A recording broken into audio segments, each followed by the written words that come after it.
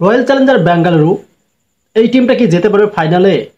Eliminator ম্যাচে আমরা দেখতে পারলাম যে রাজস্থান রয়্যালসের বিপক্ষে তারা 172 রানের টার্গেট দিয়েছে।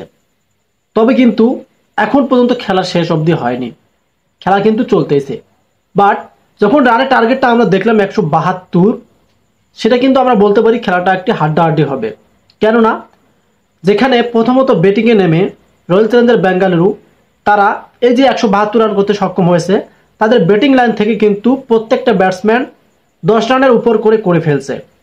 কিন্তু আমরা দেখলাম বিরাট কোহলি প্রথমত ভালো রান করলো, তারপরে ফাফ ডু প্লেসিস এবং গ্রিন, পাতিদার সবগুলো ব্যাটসম্যানই কিন্তু ভালো রানের দেখা পেয়েছিল।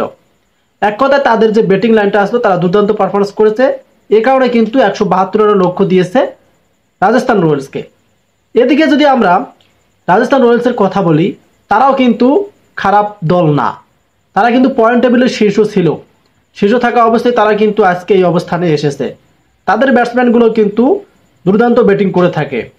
সঞ্জু স্যামসন যিনি ক্যাপ্টেন্সি করতেছেন এবং ক্যাপ্টেন্সির অধীনে এই দলটাকে এতদূর নিয়ে এসেছেন, এবং তার সাথে সাথে জয় সয়াল, এই ইয়ং ব্যাটিংটা কিন্তু অসাধারণ ব্যাট করে থাকে। রিয়ান পরাগ, পাওয়েল, এদের ব্যাটসম্যানগুলো কিন্তু অসাধারণ ব্যাটসম্যান। তবে কিন্তু রানটা চেঞ্জ হতেও পারে, আবার না হতেও পারে। বাট খেলা শেষ অবধি কিন্তু জানা যাবে যে কে ফাইনালে যাবে। তবে যারা ম্যাচটা হারবে তারা তো আইপিএল থেকে একবারে বিদায়, আর যারা ম্যাচটা জিতবে তাদের আরও একটা রিস্ক থাকে। এখন ঝুঁকিটা কি? ঝুঁকিটা হচ্ছে সানরাইজ হায়দ্রাবাদ কিন্তু কলকাতা কিং রাইডার্সের সাথে হেরেছে, দ্বিতীয় কোয়ালিফাই ম্যাচটাও কিন্তু হবে। তবে আজকের ম্যাচটা যারা জিতবে তাদের একটা সুযোগ থাকবে আবার হায়দ্রাবাদের সাথে খেলানোর। ওই হায়দ্রাবাদের সাথে যারা জিতবে তারা কিন্তু কলকাতার সাথে ফাইনাল ম্যাচ খেলবে।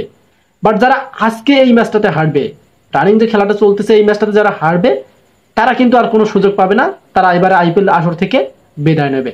সেক্ষেত্রে আপনাদের কাছে কমেন্ট অবশ্যই আমি চাই, সেটা হচ্ছে কে জিততে পারে ম্যাচটা এবং কারা ফাইনালে যাবে, রয়্যাল চ্যালেঞ্জার বেঙ্গালুরু নাকি রাজস্থান রয়্যালস। তবে আমরা দেখেছি একটা বিষয়, এই রয়্যাল চ্যালেঞ্জার বেঙ্গালুরু প্রথমত ম্যাচগুলো অনেক হেরেছে, বাট শেষ অবধি এসে তারা কিন্তু ম্যাচগুলো জিততেছে।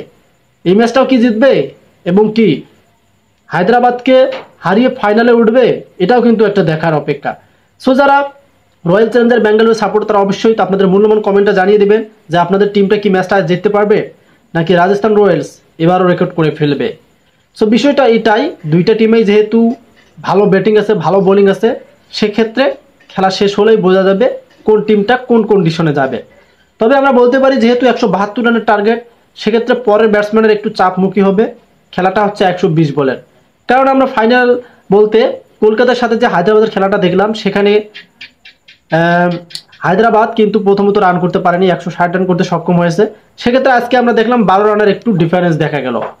সো হয়তো এই রাজস্থান রয়্যালস ম্যাচটা জিততেই পারে, কারণ তাদের ব্যাটসম্যান ভালো আছে। আবার যদি এই রয়্যাল চ্যালেঞ্জার বেঙ্গালুরু বোলিংটা ভালো হয় তাহলে কিন্তু রয়্যাল চ্যালেঞ্জার যে বিরাট কোহলি টিমটা আছে তারাও জিততে পারে।